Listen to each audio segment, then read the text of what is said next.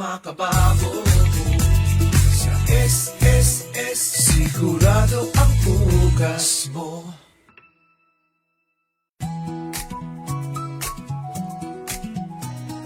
Bawat kontribusyon may katumbas na ginhawa.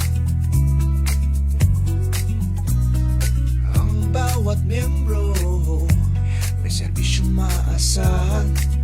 Seguridad sa kinabukasan. SSS ang katuwang ng bayan.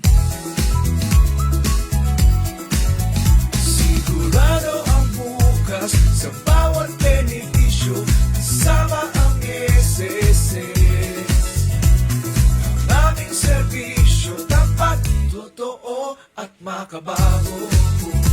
Sa SSS, sigurado ang bukas sa bawat benepisyo. Kasama ang SSS. Ang aming serbisyo tapat, totoo at makabago. Sa SSS, sigurado ang bukas mo.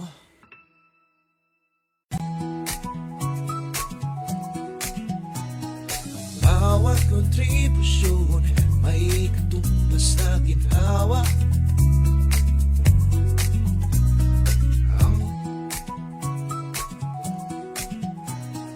Bawat kontribusyon may katumbas na ginhawa. Ang bawat miyembro may serbisyong maasahan. Seguridad sa kinabukasan. SSS ang katuwang ng bayan. Sigurado ang bukas sa bawat benepisyo. Kasama ang SSS.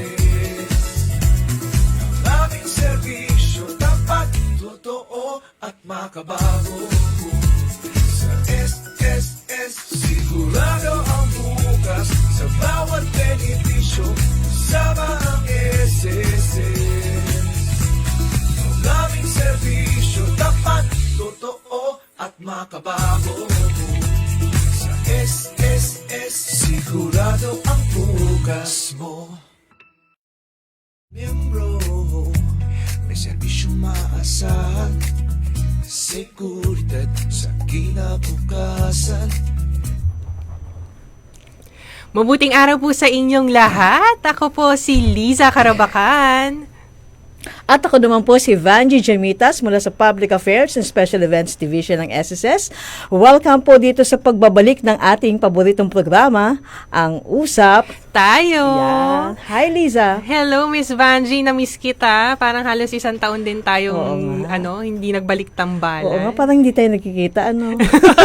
Parang hindi tayo nagkikita araw-araw. Oo nga, excited ako Liza sa ating pag-uusapan ngayon. At live na live po tayo Miss Vanji sa official FB page ng SSS, ang Philippine Social Security System. Kaya naman po sa makakatutok pa lamang, huwag niyo pong kalimutang i-like at i-share po yung ating FB live stream ngayong umaga para mas marami po sa ating mga members at pensioners ang makapanood ng ating episode ngayong umaga. Miss Vanji, dahil balik tambalan tayo ngayong umaga dito, edi dalawa din yung topics natin ngayong umaga. Oo, mga members, pag-uusapan po natin ang mga napakagandang programa po ng SSS. Unahin natin ang Emergency Loan Program at syempre yung mga kaabang-abang na mga impormasyon tungkol sa mga benepisyo ng SSS. Yan, abangan nyo po yan. Okay, at ngayon naman usapang loan muna tayo, no? Ang ating pong SSS Emergency Loan Program. At Miss Vanji, sino ba ang sino bang resource person natin ngayong umaga for the emergency loan? Abay, syempre, pag special ang topic, special guest naman ang ating hinihila, no? Let's all welcome SSS members, mga pensioners. Nandito po ang ating paboritong guest, Sir Jomer Gonzales. Maputing araw sa iyo, Sir Jomer. Hi, Ma'am Vanji. Hi, Ma'am Lisa. Ayan, so talagang, special talaga. Hello, kamusta po? Ito, syempre, busy pa rin naman kami sa mga seminars sa kinoconduct ng Member Education Department, of course, sa pangunguna ng aming acting head na si Ma'am Rona. So, hi, Miss Rona. Hi. Salamat po. Sila ngayon. Yeah. Saka si Attorney Sao. Hello. Attorney Sao. Yes, hi sir. Po. Isa. Yes, no, Yan, huwag niyo pong kalimutan na i-post yung inyong mga queries, no? Yung sa ating pong comment section at sasagutin po natin yung mga queries maya-maya lamang. So, Sir Jomar, ano po ba tong emergency loan program at ano po ba yung layunin ng programang ito? Okay. So, yung emergency loan program, actually, yung emergency loan program natin, medyo may katagalan na rin ito eh. Di ba? So, ang layunin talaga nito is tulungan yung ating mga miyembro sa panahon ng sakuna. Diba? Na may pinagdadaanan yung mga miyembro natin because of the mga sakuna, kagaya ng nakarang taon, nagkaroon ng lindol, bagyo. Ngayon, nagkaroon tayo ng crisis sa langis, di ba? So, ito yung mga pinagdadaanan ng ating mga miyembro. So, sa pamamagitan ng emergency loan program na to, kahit papaano matulungan natin sila, di ba? Kumbaga, mapagaan kahit papaano yung financial na, na pinagdadaanan, financial na pangangailangan ng ating mga miyembro. Yun, thank you, Ma'am Vanji. So, napakagandang alok ng SSS to Yes. sa mga members natin, no, sir? Ano po ba yung mga pagbabago sa eligibility requirements para dito? Okay. So, ang pagbabago ngayon po, mas pinadali natin yung para sa mga miyembro dahil ibinaba na yung required contribution. Dati kasi, di ba, required contribution natin dati 36 months. Oo. Ilang buwan na ho ba ngayon? 36 months, 6 of which nasa 12-month period, yun ang requirement. Ngayon, binaba na siya sa 18 months. Ayun. Okay? So, 18 months, at least yung 6 na contribution nandun pa rin sa 12-month period, pero yun nga, binaba natin from 36 to no? 18. Diba? So, ang laki na binaba. So, imagine nyo kung 18 months, sa kalahating taon, 'di ba? Pwede ka nang sa kalahating taon na naguhulog ka sa SSS, pwede ka nang makapag-apply ng emergency loan. Tama. Diba?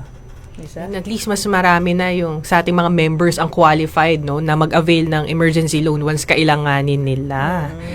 Yes, at sa mga kakatutok pa lamang, usapang emergency loan tayo at kasama natin si Sir Jomer Gonzales para i-discuss yung mga details na ito. So, ang next question natin, Sir Jomer, no, yung availment period po ba, gaano po ba katagal, no? Tigbigay tayo ng sapat na panahon para sa mga miyembro natin kasi ang application period po nito 1 year. Diba? 1 year from the announcement ng SSS. So, kaya hanggang sa matapos. Kasi po, itong ating emergency loan, nag-i-effect ito pagka nagdeklara tayo ng Pilipinas under the state of national emergency or national calamity. So, may 1 taon yung mga miyembro natin para mag-apply. Yan, di ba? Ang haba nun.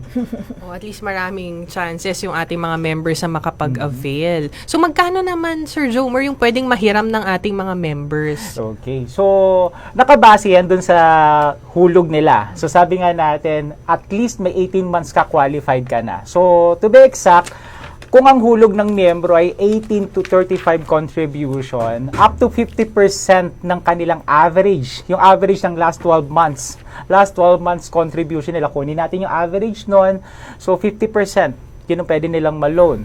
O kaya naman, kung ang miyembro naman nakahulog, paano yung nakahulog ng 36 and above? 100%. So kung halimbawa, yung average nila nasa around 20,000, so, yun yung 100% na pwede lang mautang. Kung ang hulog naman nila below 36, yun nga, sabi nga natin, 18 to 35. So, kung ang average ay nasa 20,000, so hanggang 10,000 yung pwede nilang mautang. So, yun pala yung mga pwede nilang ma-appeal, no? Yes. No, sir? Sir, question lang. Siyempre, excited ang mga members ngayon na nakatutok sa atin. No? Paano po ang paraan ng pag-a-apply para dito sa emergency loan program Okay. natin? So, mas pinadali na rin natin yung manner of filing natin kasi hindi na nila kinakailangan pang pumunta pa kay SSS kasi all they have to do, ang kailangan lang gawin ng miyembro, mag-login sa kanilang my.sss account at doon na sila mag-a-apply, doon na sila magsasabit ng kanilang application for emergency loan. So, mas madali siya, di ba? Kasi nasa bahay ka, nasa opisina ka, pwede ka na magsabit ng application mo. So, dapat ang mga members meron ng active na my.sss Yes. account, no? Sir, So, paki-encourage nga yung mga So members. dapat yes, thank you Ma'am Van. So dapat yung mga miyembro natin meron kayong active my.sss account. So pag sinabi active, nabubuksan ha. So na-open natin yung account natin. Hindi na re-reset. Yes. So kung halimbawa nakalimutan na natin yung username, okay, actually may facility naman yung yung website naman natin, 'di ba? May forgot password naman tayo. So may mga way naman tayo, but just in case, paano kung nakalimutan ko na yung username, yung password, tapos yung email address, di ko na rin alam yung password ng email address ko, nakalimutan ko na. Memo plus the joke. so ang kailangan natin diyan, resetting. So hindi kinakailangan ng miyembro na mag-open uli ng account yung iba kasi kasi hindi nag-a-apply ulit ng SS number. So kaya gagawin nila, gagawa na lang ako ng account, hindi ko kayo iaalaw ng system kasi kumbaga once lang yung registration natin. So ang gagawin lang po natin, ire-reset lang natin yung account ng miyembro. So pagka na-reset na yung account, so makakalagin na ho sila, ibibigay natin yung username and password para makalagin sila, palitan na nila doon yung kanilang contact information. Yun. Pwede na nilang Address ba, i-update. sir? Kailangan i-update din, di ba? So, dapat i-update din nila yan. So, yung address nila doon, pwede na po nilang i-update yan online. So, kung meron na ho sila nakalagay doon yung home address, gusto na nilang i-update, pwede na rin po yan. Online, sir? Pwede na? Yes, pwede yan doon. Okay. Lisa? Mas pinadali na po talaga yung ating submission ng mga application gamit ang my.sss account ng ating mga members. So, Sir Jomer, granting na-approve na yung kanilang emergency loan application, kailan sila magsisimulang magbayad? Nako, 'di ba? So 'yan ang usapan no. So 'yan ang dapat hindi kalilimutan ng mga miyembro natin, 'di ba? So pagka nakapangutang, syempre, ang susunod na dapat nating kumbaga, wag nating kalimutan at dapat nating isipin kailan namin ito babayaran dahil ito ay pagkakautang. So mas pinahaba na ho natin yung palugit.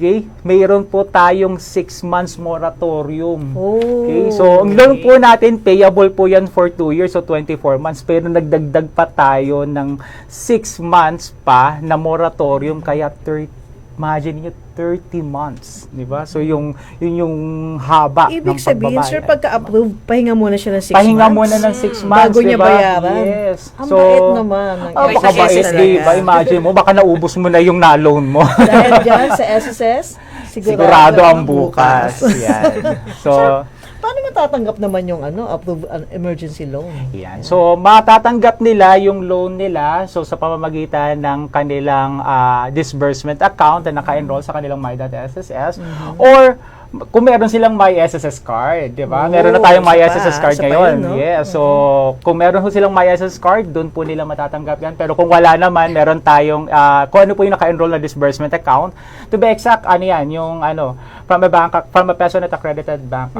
bank account from a PesoNet accredited bank. Yan. Naku, Lisa, ang dami ko na nakikitang questions. So, alam mo naman ng mga members kapag usap tayo at si Sir Jomer, ang guest natin, ay grabe, di ba? Mabaha tayo ng mga queries.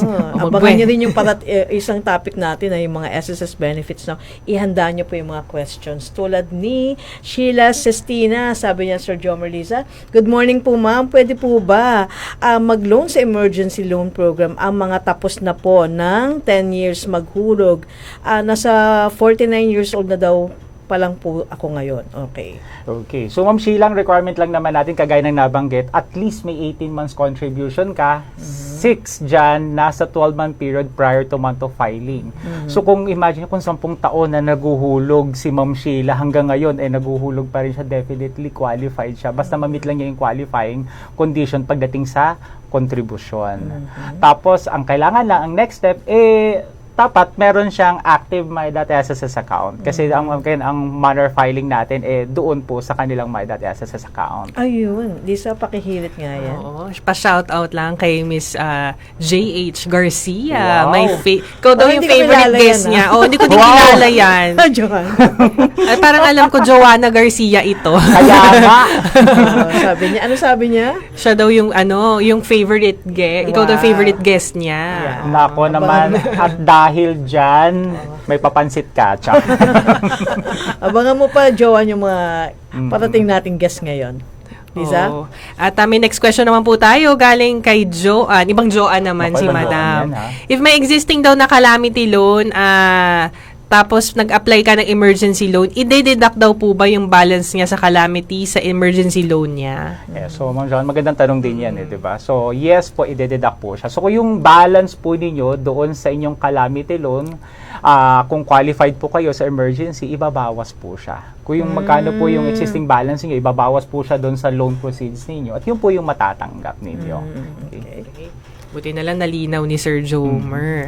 At meron pa tayong question, no? Ayun, ngayon naman, no, pag-usapan naman natin, paano ba matatanggap ng member yung kanyang emergency loan proceeds, Sir Nabanggit mo, sir, Jomer? yung DAEM, no? DAEM. Yeah, so kagaya na nga banggit nga natin kanina, dalawa yan. So pwede yan through the disbursement account na naka-enroll or doon po sa kanyang My SSS card. Kasi pagka mayroon kang My SSS card, automatic yun na kasi yung ano doon, 'di ba, may naka-link na bangko na doon. So automatic yun na rin yung disbursement account ng miyembro natin. So doon niya matatanggap 'yon. Opo. Sir Jomer, para sa kaalaman lang din po ng mga viewers natin, magkano nga po pala yung interest rate no, sa emergency loan? Ang gandang tanong, 'di ba? So kasi baka may yung mga miyembro kasi qualified ako sa salary, qualified ako sa emergency, alin diyan yung maganda, 'di ba? So koko po ang tatanungin niyo, piliin niyo yung emergency. Bakit? Una, mas mahaba yung repayment term natin kasi nga may 6 months moratorium, so lalabas 30 months. Maliban pa dyan, yung interest rate. Kasi pag first time kayo mag-a-avail, o kaya naman, renewal siya, at wala naman kayong inavail na condonation program for the past 5 years, ang interest rate 7%. Di ba ang baba? Imagine mo 7%, saka pa makahanap ata ng pautang na nasa 7% per annum yung interest rate. Mukhang ka SSS lang ata. Yes. Sa SSS may forever. Naman. Oy, mga members, maputing araw po at nandito po kami ulit. Nagbabalik ang ating paboritong programa, ang Usap Tayo. Kasama pa rin ho natin si Sir Jomer Gonzales. Ayan, sir. Ayan, hi. Yes, Nako. may mga question pa ho tayo tungkol sa console loan, no? Okay, mula kay Jeff Kimalayo. Sabi niya, magtatanong lang po. Pwede naman po. Kung paano ko maayos ang aking loan sa SSS kasi hindi po nabayaran nung time na nasa company pa ako. Nakapagbayad ako ng saglit for condonation pero naputol po. May chance po ba na mabayaran through condonation ang yun? Okay, SS yung number. kanyang utang. So, yan. So, magandang balita po sa mga miyembro natin. Meron tayong console loan. Actually, console loan tawag natin. Pero ano yan? Consolidated Loan Program with Condonation of Penalty. So, bakit Consolidated Loan Program? Kasi lahat ng past due short-term loan natin, mapasalary yan, calamity, emergency, kumbaga past due na siya, nag-incur na yan ng penalty. Iko-consolidate natin yan into one account. Pagsasamahin lang natin yung principal at saka yung interest. Yun na lang po yung babayaran ng miyembro. Yung penalty subject to condonation na yan. So, again, imagine ninyo, di ba? 100% kung halimbawa nabayaran mo ng buo yung consolidated amount, 100% na zero mo yun, zero na rin yung penalty. Sir, through online, no? Ang pagpa-file nito. Yes, pinadali na rin natin ang filing. So, hindi na wala na kayong fill-upan ng mga physical form, mga papel, wala na yan kasi online na yung filing. Tsaka Hindi walang nyo na- deadline to. Yes, forever na ata yung Yeah. condonation natin na to, di ba? Dati nun, di ba, parang 1 year, 2 years, na-extend Pipila pa lang. yung mga members Pipila nun. sa branch, di ba? So, ngayon, online na, di ba? So, pwede ho natin, pamalita po natin. So, kung may mga kakilala ho tayo na nakwento sa atin, ako may utang ako, nakwento sa kanila, may utang ako sa SSS. Eh, laki na ng penalty. Ibalita po ninyo, may condonation ng SSS, Akala ko, mag-file balita, lang babayaran online. ni Jomer. Ibalita ninyo, magbayad ka na. Yes, Ayan. oo. Bayaran Magbay- mo yung utang mo kasi meron namang consolo ng SSS. So yung console loan pala natin, ang maganda dito, pagka meron kasi tayo, kung malit lang naman yung consolidated loan amount, may one-time payment. Okay? So, one-time payment, pero kung medyo malaki yung consolidated loan amount, meron naman tayong Options. installment. Yes. So, mayroon lang tayong down payment doon for the, yung installment na pinakamababa down payment, nasa 10% yan. Tapos, yung remaining balance, so, yun na lang po yung babayaran. Yung repayment term, depende ho siya doon sa halaga ng remaining balance natin. Kung di ako nagkakamali, kung around 72,000 pataas, nasa around 60 months ang repayment term yan. So, yun po. Lisa, may question pa si Maribel Chavez. Oo, ang nabanggit nga niya na doble daw yung condonation, pero tapos na daw niyang mabayaran. So, mababalik pa po ba yung, ano ba ito? Babalik po ba yun? Oo, baka overpayment si Ma'am Maribet? So, nagkaroon siya ng kung sakali naman po na nagkaroon ng overpayment yung miyembro, meron naman po tayong pwede naman siya mag-request ng refund. So, yun, magpadala lang siya ng mga katunayan na nagkaroon nga ng overpayment sa parte niya. So, yun po. At idalhin ko lang niya sa alimang tanggapan na malapit. Okay? So, malapit na tanggapan ng SS na malapit sa kanya. So, yun po. Ayan, sana po maasikaso ni Ma'am Maribet. Ito naman po, may question si May Zapata. Pag senior citizen po ang maglo-loan for emergency loan at working pa po hanggang ngayon, no, 20,000 lang po ba ang pwede kong ma-loan? 100 plus na po ang contributions ko. How many years to pay daw? Yan. So, senior citizen na siya pero hanggang ngayon nagtatrabaho pa rin siya. So, qualified pa rin, yes. Oh, napakasipan. So, baka below 65 kasi. So, yun. So, qualified pa po. Pwede pa po kayo mag-apply ng ating emergency loan. Yun nga lang, kagaya ng nabanggit po natin, ang pinaka-maximum loan amount kasi natin ay nasa 100% nga po ng inyong average ang last 12 months contribution. So, ibig sabihin po, ang maximum po niyan sa ngayon nasa 20,000 talaga. So, hindi po kasi siya nakabase doon sa halaga nung yung total contributions paid in SSS. So po, yung nakabase ho siya doon sa ating monthly salary credit, yung halaga ng pwedeng mautang ng miyembro. Well said, Sir. Sir Jomer, iba ka talaga. Anyway, mag-time check muna tayo. Ang oras po natin ay 10:21. At pinag-uusapan pa rin po natin ang emergency loan program ng SSS. Kasama pa rin si Liza at si Sir Jomer. No? Hello, SSS members. May mga katanungan ho ba kayo? Nakusali na ho kayo sa ating usap. No? Tulad nitong question ni Lynn Martulias, yan. Pwede po bang company salary deduction na lang po yung consolidation loan? Okay, yung console loan siguro. So yung tanong niya, pwede naman po. So pwede ho yan na i-arrange natin na salary deduction. Yung yes, pwede yan i-arrange. Pwede rin naman na personal. Pero ito po, option naman ho ng miyembro. Pero again, ang lagi lang ho namin sinasabi doon sa ating mga miyembro, kung isa-salary deduct po yan, ibig sabihin kasi yung obligasyon na kay employer. So maging lang po tayo, maging vigilant lang po tayo. Kumbaga, wag lang po natin na dinidak sa sahod ko. Ini-expect mo na na-remit kay SSS. So dapat gawin din natin yung obligasyon natin, dinidak sa atin. So ngayon, meron tayong mobile app, may SSS account.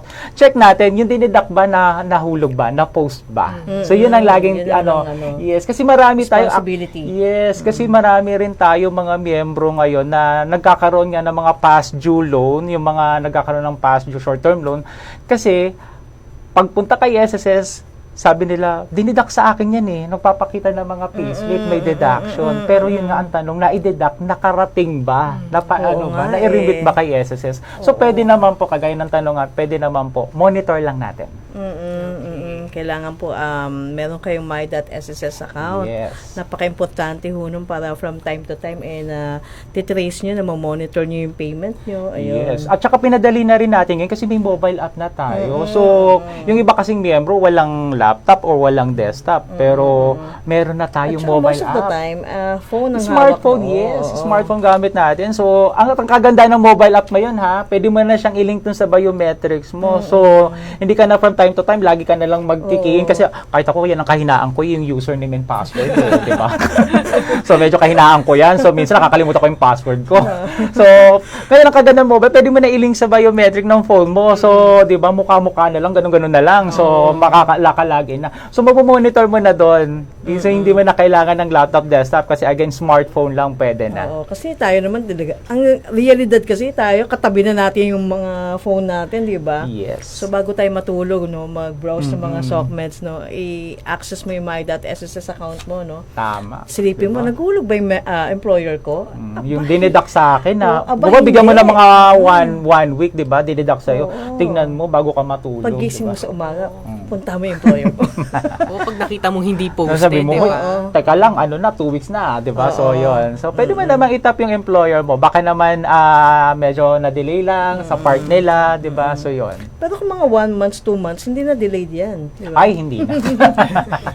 Pero bigyan pa rin naman natin ng benefit of the doubt yung employer naman natin. So, baka may yung nagkaroon lang ng problem doon sa posting talaga, di ba? So, yun. Lisa? Yan, at meron naman pong question galing kay Jeff Kinalayo. Ay nag-comment siya. Thank you Sir Jomer sa response, no? Nag-email na din siya sa usap tayo at sss.gov.ph at sana nga daw po ay matulungan daw siya ni SSS na ma-settle ang kanyang loan. More power and God bless daw po sa inyo, Sir Oh, Jomer. naku, salamat, Sir Jeff. Ayan. Thank you. Okay. At may mga queries pa po ba tayo mula sa mga viewers? Ito, sa tingin ko kakatutok pa lang nito ni Sir Nerol Cerolo Noladiv, no? Magkano daw po ba ang loanable amount for emergency loan? Ayun. So, kagaya nga na nabanggit natin, yung loanable amount, nakadepende siya dun sa hulog ng miyembro. So, kung 18 to 35 contribution, ang pwede niyang ma-loan up to 50% ng average ng 12 monthly salary credit niya. Kung nakahulog naman ng 36 and above, 100% ng average ng last 12 monthly salary credit naman niya. Yan. So, ang maximum natin ngayon nasa around 20,000 yan. Okay. Kaya sir, kung qualified kayo, apply na, no? Online, gamit ang naman. iyong... Click na, di ba? Click lang. Access lang po ang my.sss account. Ito po, may next question naman po galing kay Amalia Digmaan Fuentes. Good morning. Good morning po. Tanong ko lang po, sir, may balance pa ako sa salary loan ko. Pwede po ba ako makapag-avail ng emergency loan? Madededuct po ba yung balance sa salary loan sa emergency loan? Okay, so magandang tanong ni Mama Amalia, no? So, gusto niya, mayroon na siyang salary, gusto rin niya mag-emergency. So, pwede po. Basta, again, ang rule lang po natin dyan, hindi past due yung inyong salary loan. So, ibig sabihin ng hindi past due, kumbaga, up to date yung payment ng inyong monthly amortization dyan. So, kasi kung halimbawa po, past due na po yung salary loan ninyo, mag-a-avail po kayo ng emergency loan, hindi ho kayo i-allow ng system. Bakit? Kasi again, utang po kasi ito. So, ayaw naman ng SSS naman kasi again, ano ba ang layunin nito? Tulungan yung miyembro sa pinansyal na pangangailangan. So, kung sakaling yung miyembro natin, kumbaga, yun na nga, kumbaga hindi na nakakapagbayad ng amortization niya doon sa salary loan. Ang mangyayari ba, lalo ba siyang ibabaon sa utang, di ba? So, yun yung ayaw naman natin na mangyari sa miyembro natin. So, yun po. So, kung up to date, pwede po yan, sabay. Yes, nabanggit nga natin, Lisa. Sir, thank you. Nabanggit natin, Lisa, no, dalawa ang ating programang pag-uusapan ngayon, no. Pero gusto namin marinig, sir, yung mensahe mo sa mga members natin na gusto mag-avail ng emergency loan, mga reminders po sa ating viewers. Ayan. So, bilang pangwakas na lang po, Pangwakas? ito, pangwakas talaga. So, ayan. So, Pansamantala. so, ito po, paalala lang sa Yan. mga miyembro natin. Mangutang kung kailangan. Yun lang. Yung natin kasi emergency loan, again, hindi lang emergency loan, salary loan, calamity loan. Again, ang layunin niya, tulungan tayo sa panahon na meron tayong financial na pangangailangan. Di ba? Na kesa lumapit tayo sa mga private lending institution na ang laki ng mga interest rate, di ba? O kaya isang layong mga gamit natin. Andyan ang SSS, may salary loan, may calamity loan, may emergency loan na mas mababa yung interest. Pero again, babalikan po natin, ito po ay utang, hindi po siya benepisyo. So, ibig sabihin, babayaran po natin to, ibabalik po natin siya kay SSS together with the interest. Kaya nga lagi nating sinasabi, mangutang kung kailangan. So, yun lang po. Kasi, pag hindi ho natin nabayaran itong ating mga pagkakautang na to, nangutang tayo, hindi natin nabayaran on time, may penalty Yeah.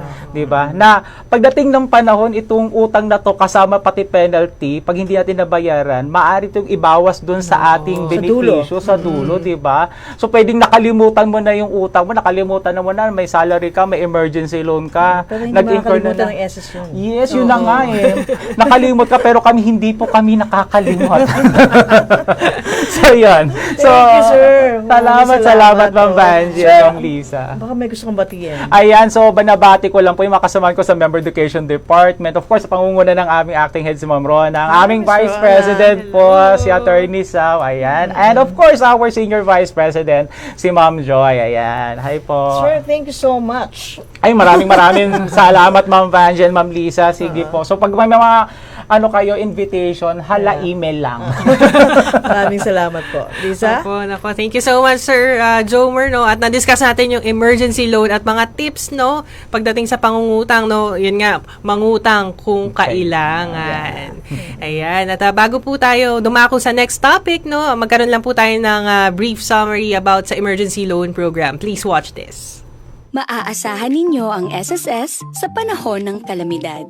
Sa pamamagitan ng Emergency Loan Program o ELP, handa kaming tumulong para mas mabilis kang makabangon. Ano ang ELP?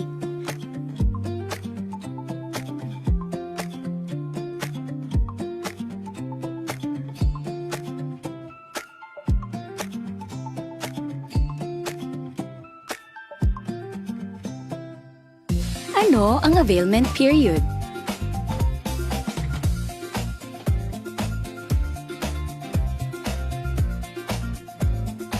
Who can apply?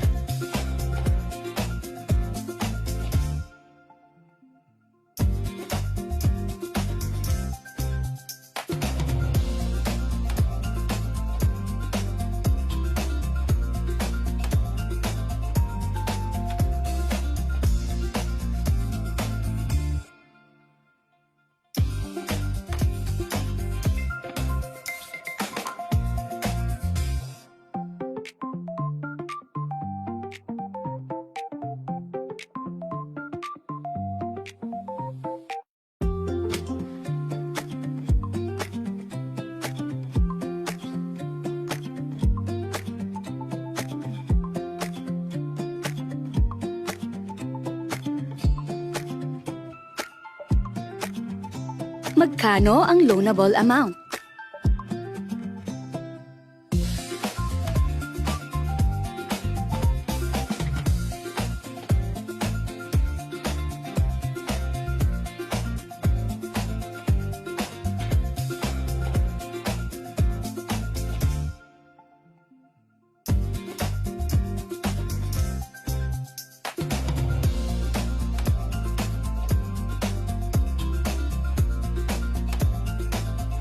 Paano mag-apply?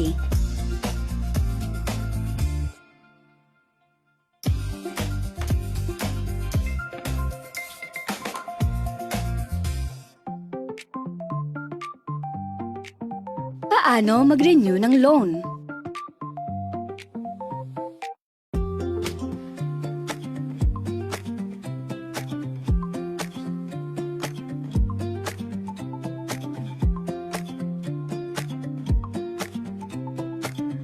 Mga dapat tandaan.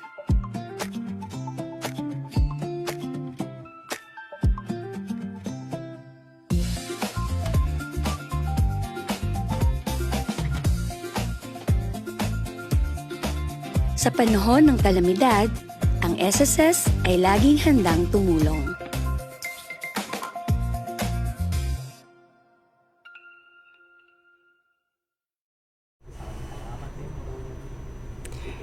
Mabuting araw po sa inyong lahat at nagbabalik po ang Usap Tayo. Ako po si Liza Carabacan mula po sa Public Affairs and Special Events Division at live na live pa rin po tayo sa official FB page ng SSS, ang Philippine Social Security System.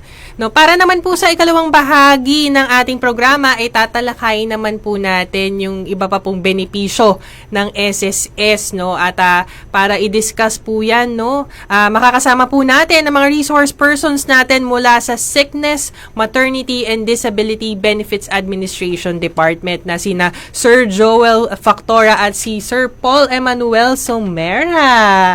Hello po mga sirs at welcome po sa Usap Tayo. Hello Miss Lisa and sa lahat ng mga nanonood sa atin. Mabuting araw po sa lahat ng mga nanonood, Ma'am Liza. Ayan, at para po sa ating mga viewers, kung may mga questions po kayo, ayan, i-comment nyo lang po, no, sa ating FB live discussion at sasagutin po natin maya-maya lamang sa tulong din po ng ating mga FB administrators. At shoutout po pala kay Ma'am Jenny Carlos at sa ating pong mga keyboard warriors. Ayan, Sir Joel, no, hihimay-himayin muna natin no yung ating mga ang mga benefits. Unahin muna natin yung sickness benefit. Ano po ba itong sickness benefit na ino-offer po ng SSS at sino po yung mga qualified po na makapag-avail po nito? Okay, so Miss Lisa, ang sickness benefit ay isang daily cash allowance na binibigay natin sa mga members natin na sila yung hindi makapagtrabaho kasi sila yung nagkasakit or na-injury and sila yung na-confine sa hospital or sa bahay na hindi bababa dapat sa 4 na araw. So kung less than 4 days, hindi sila pwedeng mag-apply for sickness benefit. So parang ang layunin kasi ng sickness benefit is parang mabigyan ng financial na tulong yung mga members natin habang wala silang income and habang nagpapagaling sila. Okay. Sir Joel, regardless po ng kanilang membership type, no mapa self-employed, voluntary, or employed members ay Yes. qualified. Yes, pwede po. Kung employed ka and self-employed, voluntary, yung mga OFW members natin, pati yung mga separated members, pwede pong ma-qualify for sickness benefit. Basta may contribution na po, updated siya sa contribution.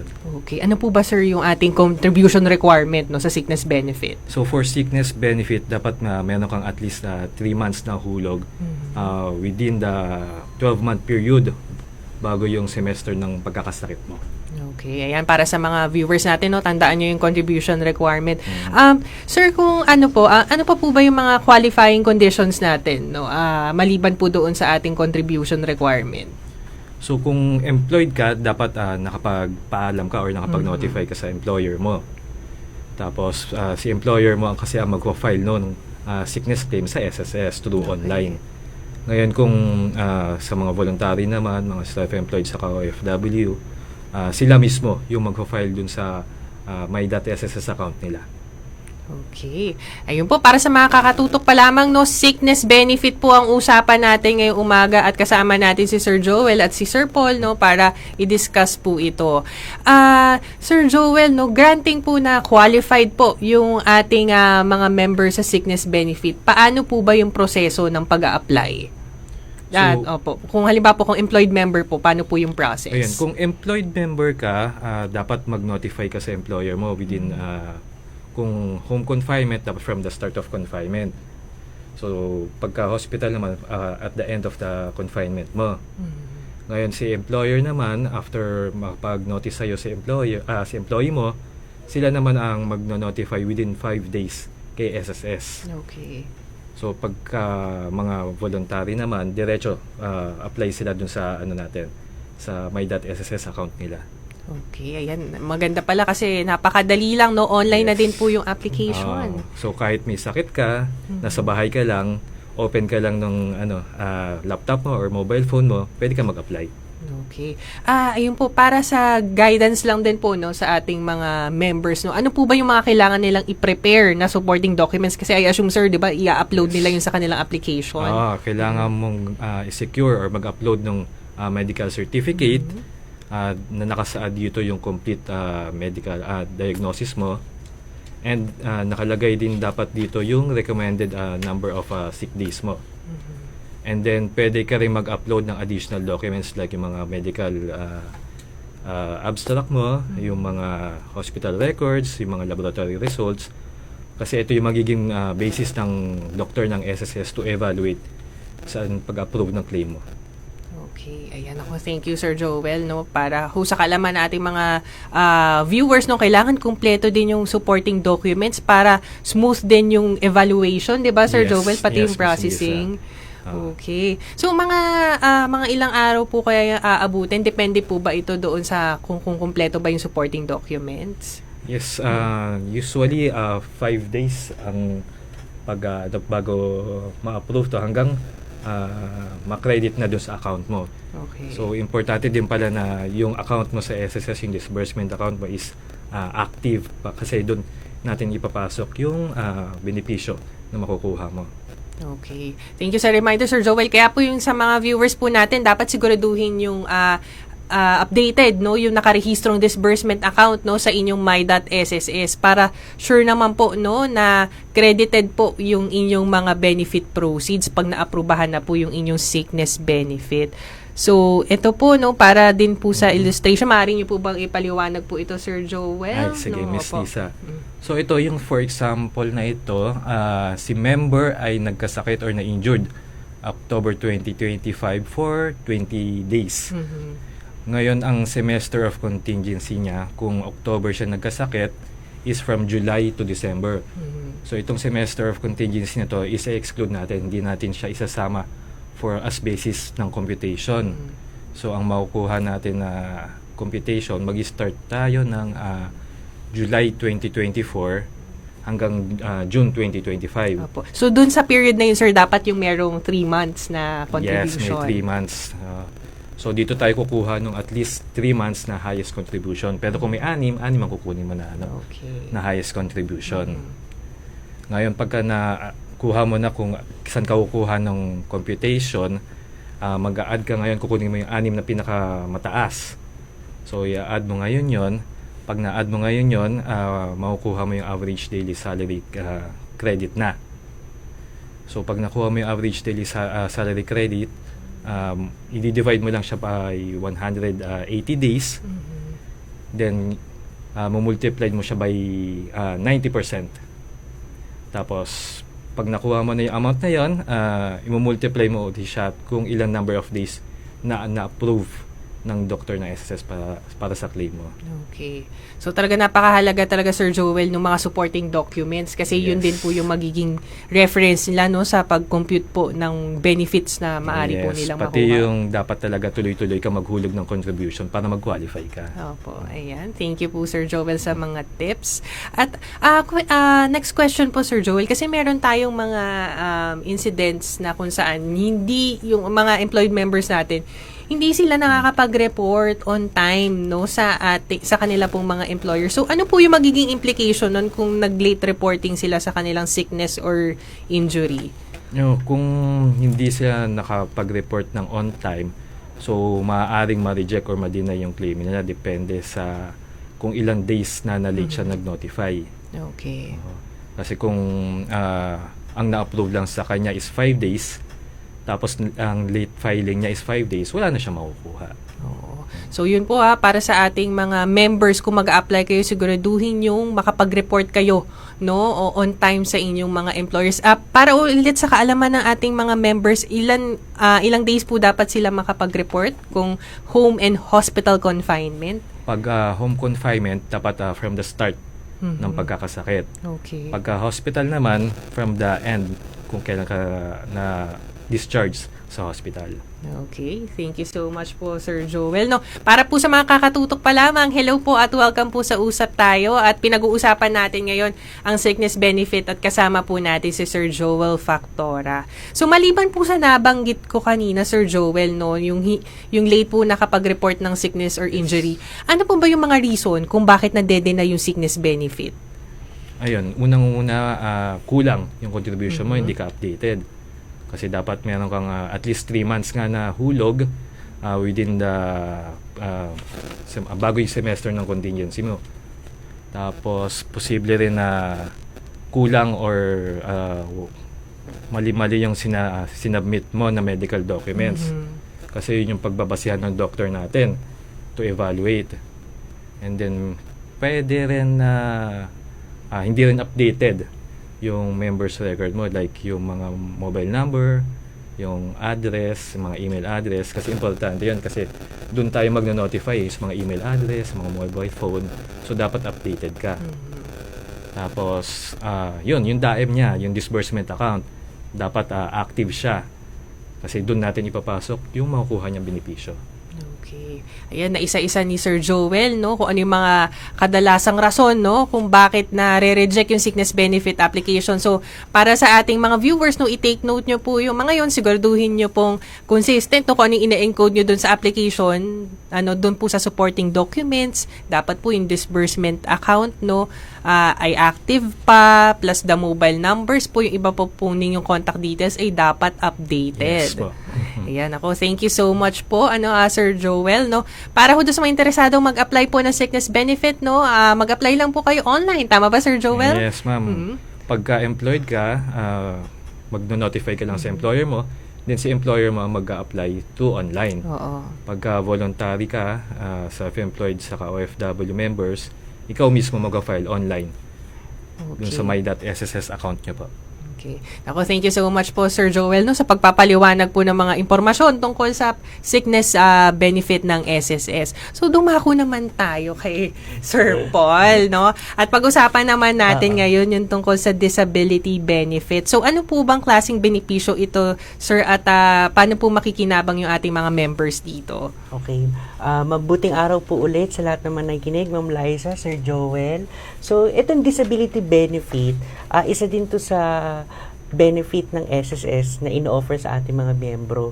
So, ito ay isang cash benefit na ibinibigay natin, pwedeng monthly pension or lump sum, para sa mga miyembro natin na nagkaroon ng permanenteng pagkapinsala or sa katawan or sa kanilang isipan na naglilimita or tuluyang nagiging hadlang para sila ay makapagtrabaho. So, ito yung mas kilala sa tinatawag natin na pwedeng permanent partial disability or pwedeng permanent total disability.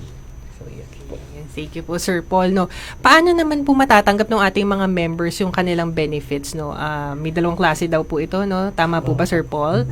Bali, dun po sa dalawang uri po ng disability benefit, kung permanent partial disability o yung tinatawag nating PPD, and then yung isa naman is permanent total disability, PTD. So, ito naman, depende ito sa magiging medical rating pag na-evaluate ng ating medical evaluation center based dun sa medical documents na binigay nila, and then base din dun sa magiging resulta ng physical examination or interview. So, depende sa case ng miyembro. So, dun sa monthly pension, makakwalify ang ating miyembro sa monthly pension kung meron siyang hindi bababa sa 36 na monthly contribution prior sa semester ng disability. Okay. Pero kung mas mababa po sa 36, so lump sum lang po ang maipagkakaloob. Actually, sa disability po, kahit isang contribution lang po na posted sa record ng miyembro na prior sa semester ng kanyang disability, so makakwalify na po siya. So, ang magiging ano na lang po, tanong na lang kung ang na-meet niya yung 36 contribution or hindi. Kasi kung 36 pataas, makakwalify siya for monthly pension. So, bilang karagdagan din doon, pag ang pinagkaibahan po ng permanent partial disability at ng permanent total disability, ang permanent partial disability po, short-term benefit siya. So, may monthly pension kung qualified, pero may certain number of months po na makakakuha siya ng pension. So, depende sa kanyang sakit o sa kanyang injury. Pero kung permanent total disability, yun naman po is considered po as final benefit. So, tuloy-tuloy po siya.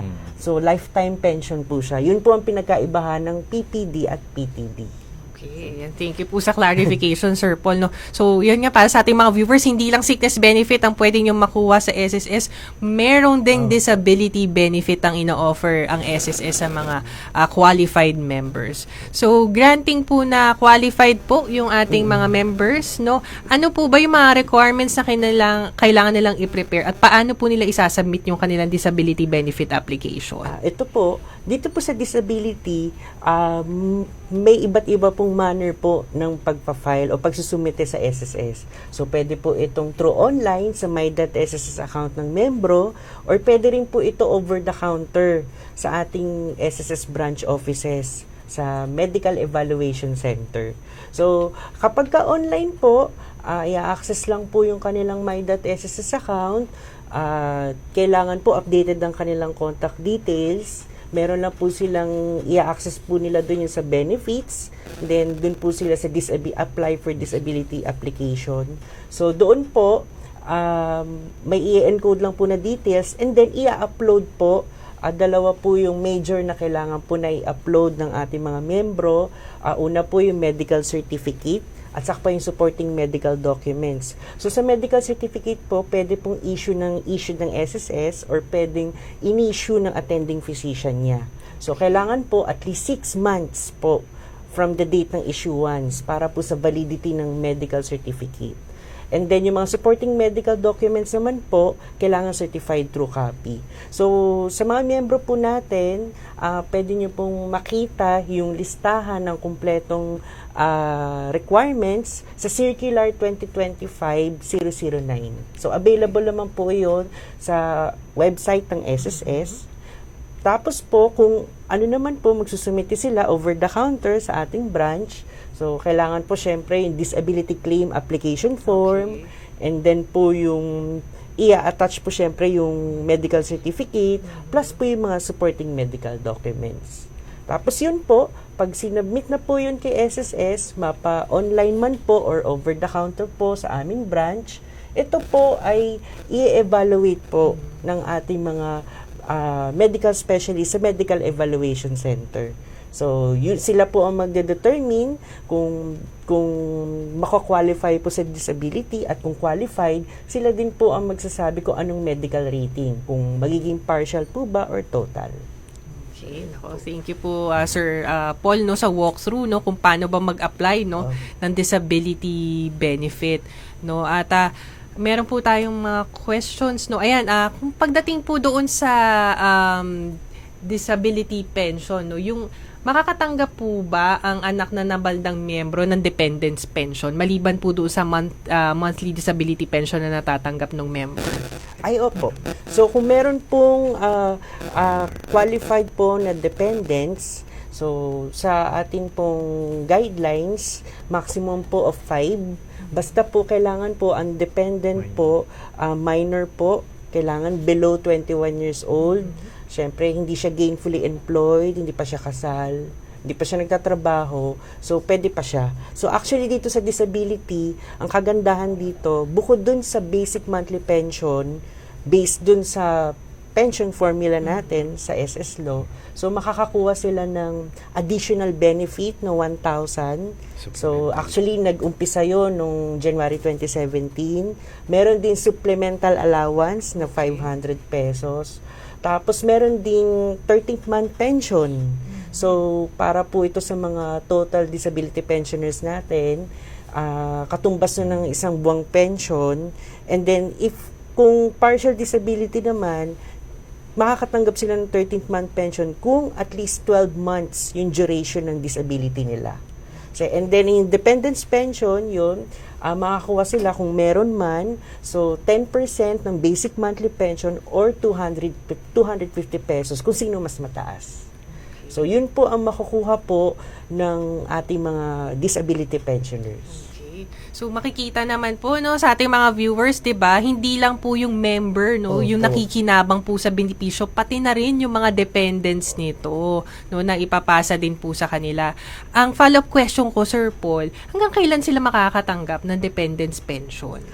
Yung dependents pension po, pag na-reach na po yung 21 years old, at saka po, kunyari po, nagpakasal na o nakapagtrabaho na po, may hinto na po yung dependence pension. So, yun po. Okay, thank you po sa clarification, Sir Paul. No, sa makakatutok pa lamang, usapang disability benefit naman po tayo.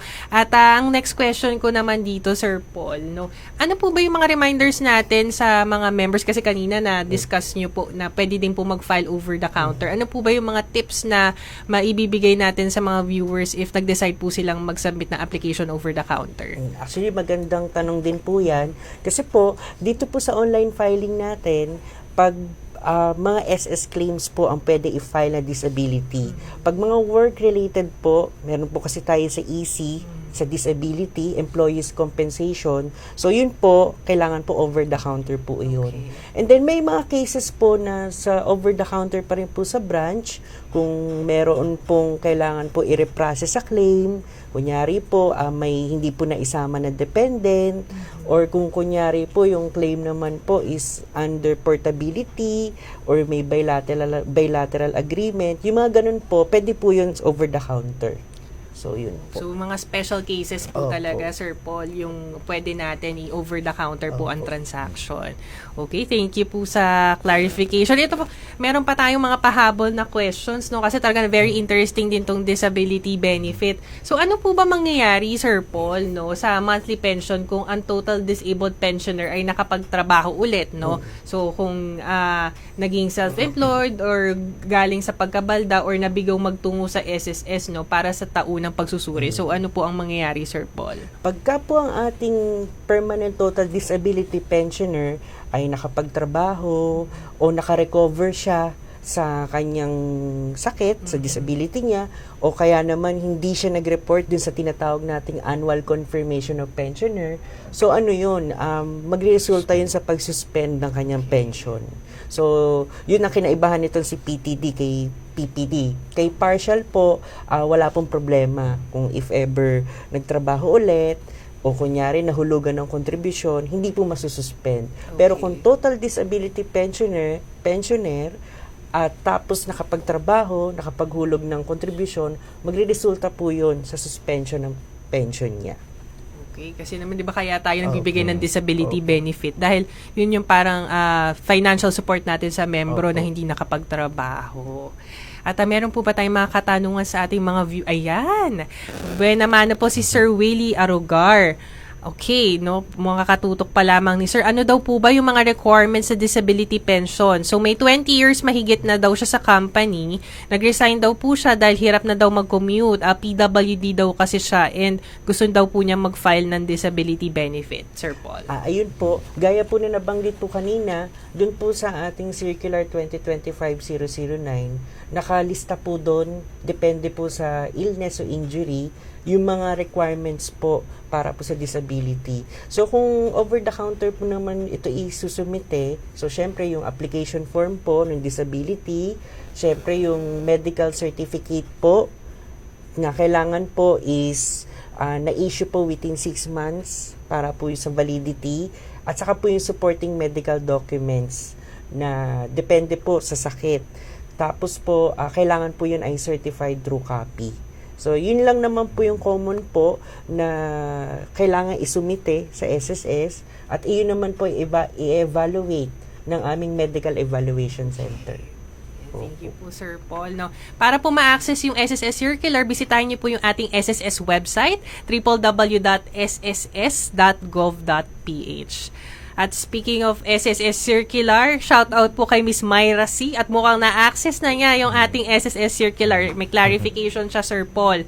No, based po doon sa SSS Circular 2025-009 under Policies Item number 6. Eligible daw po ba kung naoperahan no ng January 2025? Pwede naman po, pero ang ano po nito, depende pa rin po sa magiging evaluation po ng ating Medical Evaluation Center. Kasi titignan po nila kung meron pong permanency. Kasi ito po ang kinaibahan po ni disability kay sickness. Okay. So, tinitignan po yung permanency po ng sakit. And then, depende po sa degree ng disability sa medical rating kung makakwalify siya for partial or total. Tsaka 'di ba sir yung kanyang yung hulog niya ng contribution. Opo, kasama din po 'yun. So, subject for evaluation pa din po, ma'am. At meron pa po ba tayong mga questions? Ito po, mula naman po kay Eileen Jaime de Guzman. Tungkol po sa disability claim na na-reject dahil po sa invalid coverage. About po sa declaration as self-employed. Ano po yun? Hindi po ba na-establish yung category ng membership? May E1 form naman po na naipasa tapos na-approve naman dati yung kanyang sickness benefit. So, paano po kaya natin siya matutulungan, Sir Paul? Bali, para po matulungan natin si Ma'am Eileen, mas maganda po magtungo siya sa pinakamalapit na SSS branch para po ma-check po yung kanyang record. May mga cases po kasi tayo, Ma'am Liza, na kapag may problema po sa coverage, nagre-resulta po yun na hindi po natatanggap na, kumbaga, isa po yun sa criteria para po maisumite po na maayos yung disability claim application. Kasi po, chinecheck po kasi ng natin, bukod dun sa qualifying condition, is yung record din ng miyembro. So, kung may problema po sa kanyang coverage. sa kanyang date of coverage, so kailangan po mapaayos po niya 'yon. So, ang maganda po maitulong na may advice natin sa kanya, dalhin po niya lahat ng records niya related sa SSS and then magpa-assist po siya sa ating branch office. Salamat po sa Opo. recommendation na Sir Paul. Ito naman po, may next question naman po tayo galing kay Roxanne Lavalle Rivera. Hello po, ask ko lang po, paano po yung computation, sickness benefit to, so para po Yes, pala to Miss kay Lisa. Sir Joel. Sickness benefit, if ever po na 4 months pa lang po sa new employer, pero may previous employer naman po and continuous po yung contribution. Based po kasi sa new employer, since 4 months pa lang po siya sa kanila, no, doon lang po magbe-base para sa computation. So, paki-confirm na lang po kung tama po ba yung advice sa kanya ng employer. Ayan po, kasi magbabase tayo kung kailan talaga siya nagkasakit eh. Kasi from malaman natin kung kailan siya nagkasakit, tapos doon natin makikita kung ano yung semester of pagkakasakit niya, yung contingency niya. So, mag-move tayo backward ng 12-month period. Kung meron siyang contribution naman prior din sa semester of the contingency niya, yung sa pagkakasakit niya, pwede siya mag-qualify naman. Okay. Tapos sir, as to the filing, baka yun yung concern nila. Kung sino po ba yung magpa-file, kung siya ba or yung current employer? Kung nagkasakit siya dito sa current employer na niya, yung current employer na niya mag-file. Okay. Ayan. Thank you po sa clarification, Sir Joel. Ito po, may question naman po galing kay Nerol Serolio. Covered po ba ang diabetic members? Meron po bang assistance ang SSS for these members? O almost 2 years na daw po siyang diagnosed with diabetes. Sir Paul? Pwede naman po. Kasama po yan dun sa ating sa mga illness po natin. Yun nga lang po, mas maganda po ma-advise po kay ma'am na mapakita po niya sa SSS, mapa-evaluate yung kanyang supporting documents para ma-check po talaga kung makakwalify po siya either po sa sickness or disability. Okay, thank you, Sir Paul. Ito po, naku, bumaba tayo ng queries. Ito naman po mula kay Rosalie Kailin. Ask ko lang po, kung magfa-file ng disability ang senior citizen, allowed po ba, Sir Paul? Maganda po ang tanong ni Ma'am Rosalie. Actually, dun po sa Circular 2025-009, kasama po dun sa kinlarify natin, sa Consolidated Guidelines on Disability. I-check po kasi natin kung yung edad ng miyembro at yung kanyang posted contributions. Kasi kung if ever po kasi ang permanent total disability considered kasi final benefit eh. And then sa atin sa retirement, kung qualified siya sa retirement, syempre may minimum 120 contributions siya. So this circular na yon, pagka po ang edad ng miyembro ay 60 to 64 years old, tapos meron siyang minimum na 120 contributions pero wala pa siyang napa-file na retirement, and then nag-qualify naman siya sa permanent partial or permanent total disability, pwede po yun. Pero kung ang edad na po ng miyembro is 65 years old pataas, so i-check na po ni SSS yung date of disability, yung contingency date ng pagkabalda. Kasi kung ang date ng disability is prior po na ika-65th birthday ng miyembro, qualified na lang po yun for total disability. So, hindi na po yun pwede for partial disability.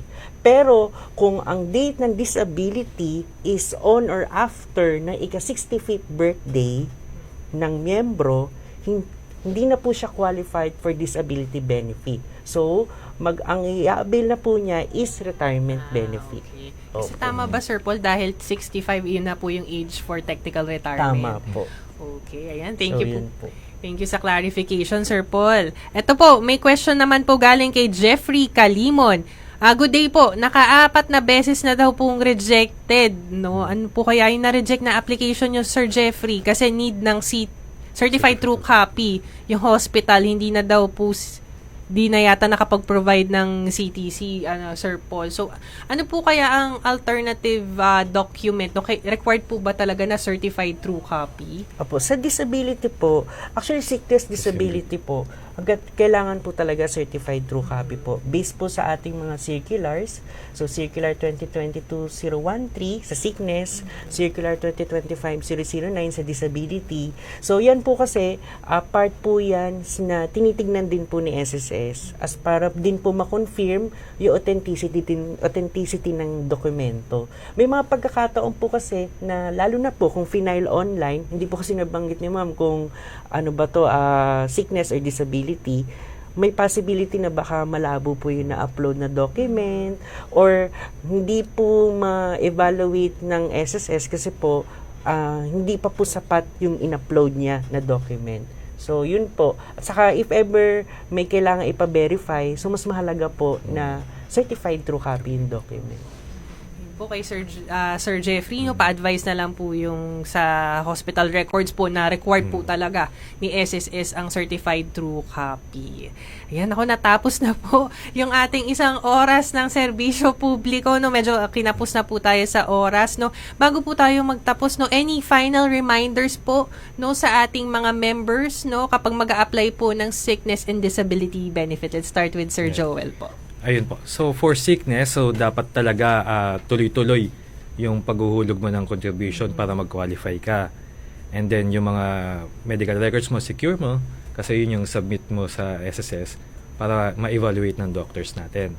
And then, isa pa is yung disbursement account mo na dapat active. Pati yung mga member records mo sa SSS, lahat yun dapat updated. Yun lang po. Thank you po, Sir Joel. Sir Paul? Okay po, Ma'am Liza. So, para po sa ating mga miyembro, so na nakikinig po, nanonood, so salamat po sa inyong panonood ngayon. Sana po may natutunan kayo sa binahagi ni Sir Joel, saka sa akin po. Gusto ko lang po ipaalala na kung qualified po kayo sa mga nabanggit na benepisyo at kumpleto inyong dokumento, magsumite po kayo kay SSS dahil benepisyo nyo po yan. And then bilang paalala din po, protektahan nyo po ang inyong my.sss account. Huwag niyo po ibibigay kanino man yung inyong mga login credentials. Kung meron man kayong mga katanungan, sa official SSS channels po kayo makipag-ugnayan. Huwag po kayo makipag-ugnayan sa mga hindi otorisadong tao dahil po para maprotektahan po yung inyong account, yung my.sss account. Yun lamang po and salamat po. Maraming salamat, Sir Joel and Sir Paul, at sinamahan niyo po kami ngayong umaga, no, para i-discuss ang sickness and disability benefit. Nako, napaka-fruitful po ng usapan natin ngayong umaga, from emergency loan, pinag-usapan natin yung sickness and disability benefit. At yun nga po, sana po marami po kayong natutunan ngayong umaga. At bago po tayo magtapos, no, binabati ko po yung ating pong acting head ng Public Affairs and Special Events Division na si Ma'am Helen Navarro. Mabuting araw po sa inyo. At sa mga kasamahan po natin sa Public Affairs and Special Events Division, sa Corporate Communications Department at sa Media Affairs Department. At binabati ko rin po ang inyong boss na si Miss Dina. Mabuting araw po sa inyo. Happy viewing. At bago po tayo dumako sa mga greetings, no, palalahanan po natin yung ating mga viewers, no, sa mga official channels ng ating ng SSS, no, kung saan po sila makakuha ng accurate at updated na information, no. Bisitahin niyo po yung ating pong SSS website, www.sss.gov.ph. At mag-download din po kayo ng My SSS mobile app. So, maliban po sa ating SSS website, so pwede niyo din pong i-access yung ating mga services, no, sa inyong mga cellphones. At available din po yung ating pong self-service express terminal sa ating pong mga SSS branches. At pwede po kayong tumawag sa ating pong SSS hotline 1455. At pwede din po kayong mag-email, no, sa usap tayo, yung usap doon 3 S as in SSS. Usap tayo at sss.gov.ph. At wag niyo pong kakalimutan ang mga social media accounts ng SSS, no. Meron po yung My SSS PH. So meron po tayo sa Facebook, Instagram, YouTube, X, TikTok, no, meron din tayong Viber community at Spotify, no. Makikita nyo kung saan ang SSS. Very accessible na po ang SSS. At yun po, nais din po natin pasalamatan yung mga kasamahan natin, no? Again, sa Public Affairs and Special Events Division, sina Ma'am Bona sa Corporate Communications, no? Ang ating pong production team, no? Headed by Sir Neil, and then thank you kay Ria, kay Red, kay Ate Tin, kay Rose, kay Direk Richie, and of course, Miss Vanji, no? si Boss Ramil, no, sina Miss Chat, no, ako'y na may mental block na. Hello sa'yo, JD. Hello, and kay Nanais, kay Kyle, no, thank you so much sa inyong support at sa lahat po, no, ng ating mga kasamahan sa iba't ibang department na naiimbitahan natin kada linggo, no, dito sa Usap Tayo. Maraming salamat po sa inyong oras at suporta po, no, at sa ngalan po ng ating presidente, no, ang ating pong president and CEO na si Sir Robert Joseph Montes Declaro, maraming salamat po. At sa mga daan-daang viewers po natin na nanonood po sa atin ngayong umaga, maraming salamat po. At magkita-kita po tayo ulit sa susunod na episode ng Usap Tayo!